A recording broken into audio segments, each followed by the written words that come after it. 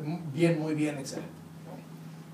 Vean cómo estamos en ciencias, vean cómo estamos en matemática, vean cómo estamos en lectura. ¿Qué quiere decir esto?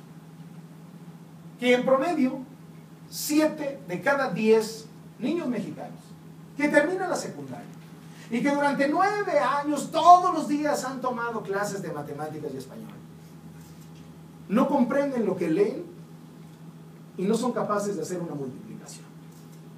A eso se reducen estas cifras y estos números. Y hasta ahora muchos podrían decir, bueno, este es un problema de las escuelas públicas del país, que representan más o menos el 90% de la educación. Pero no. Y en la siguiente gráfica lo vamos a ver, con base en esos mismos resultados de PISA, para que nos demos una idea, porque mucha gente hace un gran esfuerzo por pagar colegiaturas y creyendo que con eso pues, le dan a los hijos una educación mucho mejor que las escuelas públicas. Es Corea, ¿no? Así es como debe lucir un buen país.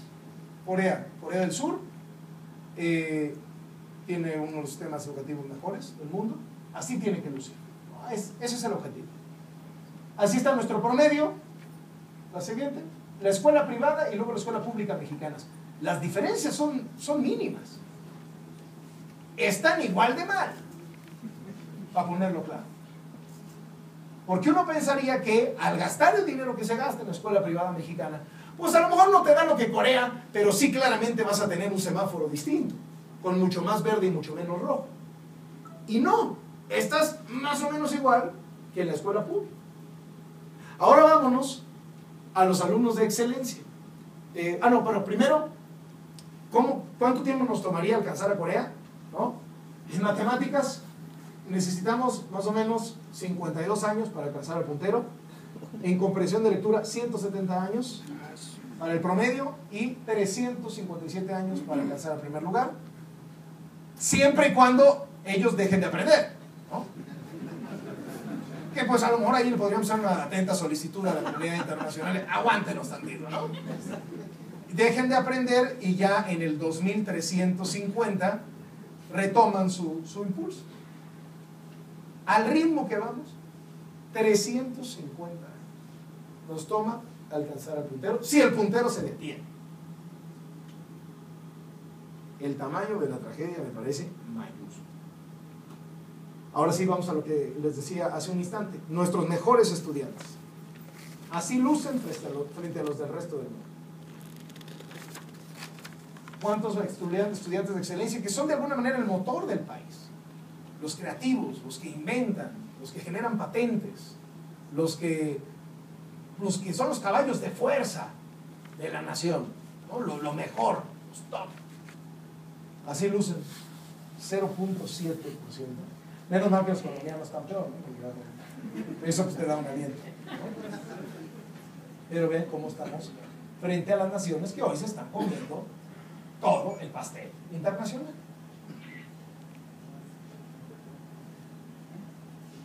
Mucha gente piensa que para resolver el problema de seguridad hay que limpiar las policías, seguramente, ¿no? Hay que dotar de mejores armas y más dinero y mejores presupuestos, seguramente también. Que para resolver la crisis económica hay que mantener el equilibrio macroeconómico, pero también enfocarse en el mercado interno, en la microeconomía. Sí, todo eso es verdad. Yo hoy por hoy estoy convencido que la única manera de resolver como bola de nieve favorable todos los problemas que tiene nuestro país es metiéndolo en la educación. Esos son Corea y México.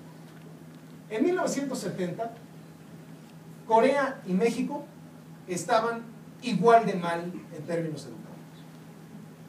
¿Qué hizo Corea del Sur? Le apostó todo a la educación. Más horas de clase, más días de clase, mejores maestros, porque si no hay buenos maestros, no hay buenos alumnos, evaluaciones a los maestros y lo que le llaman empoderamiento de los padres de familia. Porque un problema sistémico como este solo se resuelve si le entran todos los sectores de la sociedad. Corea del Sur lo hizo en 1970 y miren cómo están sus tasas. Hoy por hoy, casi el 100% de los alumnos que entraron a primaria llegan a la universidad. Increíble. Mientras que en México te pones en la educación superior, más o menos 27% de los alumnos que entraron a primaria llegan a educación superior. Económicamente, ¿cómo esto ha repercutido? Pues la gráfica es más casi igual, ¿no? Con la crisis asiática por ahí que les pegó a los coreanos. Aquí tenemos el Producto Interno Bruto per cápita de México y de Corea. México estaba arriba de Corea en la década de los 70. Y vean cómo una mejor educación te da una mejor competitividad y te empieza a resolver con un efecto dominó muy feliz. Y hoy tienen pues prácticamente más del doble de nuestro Producto Interno Bruto per cápita, y Corea del Sur es una nación que tiene un mejor sistema educativo, mejor infraestructura, mejor nivel de empleo, atrae inversiones, mucha mejor seguridad pública, y mucho mejor como país que nosotros. Estaban peor hace unas décadas. ¿Por qué entonces si es tan obvio los políticos no lo hacen? Porque yo sí estoy convencido que el político, en su necesidad de permanecer en el poder, lo mejor que puede hacer es que sus ciudadanos evalúen bien su gestión, porque eso le va a permitir saltar de diputado a senador, a gobernador, a presidente del país. ¿Por qué entonces, si la educación resuelve los problemas, no se deciden a invertir en educación y punto? Porque, como vimos en la gráfica, es una inversión que tarda en madurar. Nuestro objetivo con De Panzazo es que cuando la gente en México le pregunten cuál es el principal problema que tiene el país, sí con inseguridad, sí con economía, empiecen a meter educación. ¿Por qué? Porque eso va a motivar a los políticos, que tienen en sus manos la posibilidad de tomar esas 3, 4, 5 medidas muy sencillas para mejorar la educación en el país, muy obvias incluso. En la película las planteamos, si quieren hablamos un ratito sobre esto, para mejorar la educación en el país. Y entonces que los ciudadanos los podamos premiar con nuestro voto, aunque esa inversión no haya rendido frutos. Como estás haciendo cosas en el camino correcto, entonces te voy a apoyar. Y entonces les va a ser políticamente rentable meterse al tema de la educación. Ese es nuestro objetivo, que la educación se vuelva una preocupación en el país, que se vuelva una prioridad, que se vuelva un tema de discusión, un tema de debate, que haya polémica, que se critique, que se aplauda, no importa, pero que sea tema, para que obliguemos a la clase política a abordar ese tema y, de una manera ideal, caminar en el sentido correcto hacia políticas públicas que mejoren la educación y que puedan ser premiadas a corto plazo, porque ellos lo que necesitan son premios a corto plazo. Entonces van a decir, híjole, no voy a hacer una mega obra vial que se va a ver, por la cual me van a dar votos, pero voy a invertir en el sentido correcto en la educación, lo voy a publicitar, los medios van a estar interesados, lo van a decir, la gente lo va a escuchar y entonces me lo va a premiar en la próxima elección para cualquiera que sea mi aspiración política. Ese es el ideal. Falta, desde luego, que suceda y no perdemos en ese sentido la esperanza.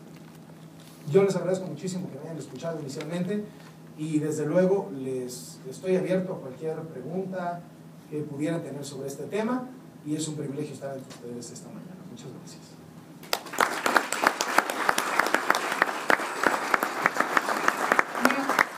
El señor Laurel tiene que salir a las 11, entonces tenemos algunos minutitos para hacer preguntas abiertas, entonces adelante.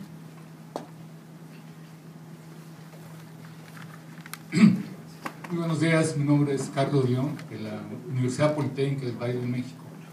En primer lugar, felicito esta iniciativa. Hace años fui responsable de la educación básica federalizada en el Estado de México y coincidimos, pero yo quisiera hacer dos apreciaciones. La educación preescolar son 3 años, se hizo obligatorio, no se ha cumplido. Ahora es obligatorio impartir la educación por parte del Estado, el bachillerato, esa es una. La otra, de las cifras de la OCDE, México es de los países que más gasta en educación. Entonces, no es tanto el problema que no se ha invertido, falta invertir más, pero se está invirtiendo. Comparativamente con los países de la OCDE, somos de los que más invertimos. Entonces, quiere decir que el problema es otro. Y yo en muchas ocasiones lo he señalado. el sindicato es un problema bastante serio que inclusive no permitía dar a conocer los resultados, por ejemplo, de carrera magisterial, y a la fecha se opone a que se publiquen. Creo que Iniciativa Primero México tiene algo publicado muy importante. Entonces, yo realmente felicito esto a las organizaciones como las que ustedes representan, porque están tocando el punto más toral del país, que es la educación. Y creo que sí podemos avanzar, pero siempre y cuando podamos participar todos, como dices tú, Carlos. Muchas gracias. Déjame comento, muchas gracias. Déjame comento 3 puntos a propósito de esto. El primero es que quizá las 2 cosas que a mí me atrajeron, los 2 anzuelos que yo mordí para meterme en este tema, fueron, uno, esta cifra de que a los 9 años 7 de cada 10 niños, a los 9 años de escolaridad 7 de cada 10 niños no saben leer y no multiplican.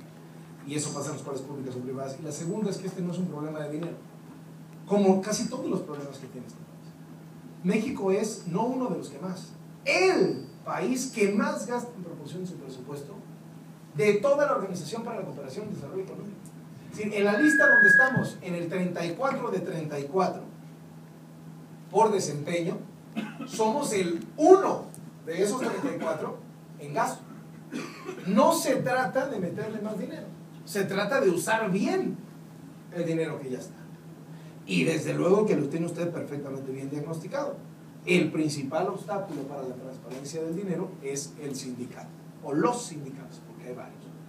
Pues más poderoso indudablemente el del Nuestro Gordillo, pero también está la Coordinadora Nacional de Trabajadores de la Educación, que ha hecho de la educación una marcha, ¿no? Y hay un sindicato en el Estado de México también diferente, pero todos los sindicatos son oposición entre ellos políticamente en el reparto de dinero, en el reparto de plazas, en el trampolín político, pero cuando se trata de la sociedad exigiéndoles evaluación de maestros, resultados de carrera magisterial, evaluación de alumnos, ahí se coluden entre ellos para impedir que haya una supervisión sobre su trabajo. Y eso es lo que está sucediendo por ahí. En la historia de México, los maestros de nuestro país jamás han sido evaluados. Esos maestros que ponen a sus alumnos 1, 2, 3 exámenes a la semana, nunca han presentado un examen en la historia de México. Lo más cercano que tenemos para saber cómo andan los maestros es que en los concursos de las nuevas, perdón, es que en el reparto de las nuevas plazas hay concursos, se concursan esas nuevas plazas. Y entonces, pues tú te imaginas que ahí se apuntan los maestros que más confianza se tienen, porque tienen que presentar un examen para asignar. Y en esos exámenes, en el último, 7 de cada 10 maestros reprobaron. Reprobaron el examen de maestro. Y regresaron a dar clases 2 días después, porque el examen fue un sábado, el lunes todos estaban dando clases. No solamente no hubo ninguna consecuencia, sino no hubo ningún programa de capacitación. O sea, es imposible. Se supone que en junio va a ser el primer examen general a todos los maestros. Vamos a ver si sucede. 1, pero 2, una vez que suceda, sería ideal que hubiera alguna consecuencia. Que si nos llegan de golpe 7 de cada 10 reprobados, hombre, no los vamos a correr porque ¿qué vamos a hacer con los niños al lunes siguiente? Pero sí diagnosticarlos y empezar un programa muy ambicioso de capacitación. Y el que aún con capacitación siga reprobando, a lo que siga. En México no sabemos cuántos maestros hay. No tenemos un número exacto de maestros. ¿Y cuál es la importancia de tener un número exacto de maestros? ¿Tener una estadística? No. Porque entonces vamos a saber dónde están. Porque hay mucha gente con plazas de maestro que está en labores de partido político, en labores electorales, en labores de sindicato, de choferes de gobernadores, de choferes de secretarios, y ocupan plazas de maestro y absorben presupuesto educativo. Y por eso tenemos escuelas en estado, muchísimas escuelas en estado muy deplorable. Pero ahora que hemos sacado la película, lejos de que sirva de autocrítica, ¿no? Y decir, caramba, sí está mal la situación, porque es evidente, las cifras lo muestran, es obvio, los sindicatos se han coludido, esos que son opositores entre sí, para repartirse el poder y el dinero relacionado con la educación, se han coludido para intentar bloquear la película, frenarla, llamar al boicot, que no la vaya a ver nadie, etcétera, etcétera. La película, desde luego, no es una película contra los maestros, ni contra los sindicatos en particular. De hecho, es una película dedicada a los padres de familia que busca sacudir, porque si esto ha pasado, es porque los papás hemos abandonado la escuela. Creemos que es una especie de gran guardería nacional, les aventamos a los niños, nos los cuidan un rato, y entonces pasamos por ellos y a la casa y se acabó.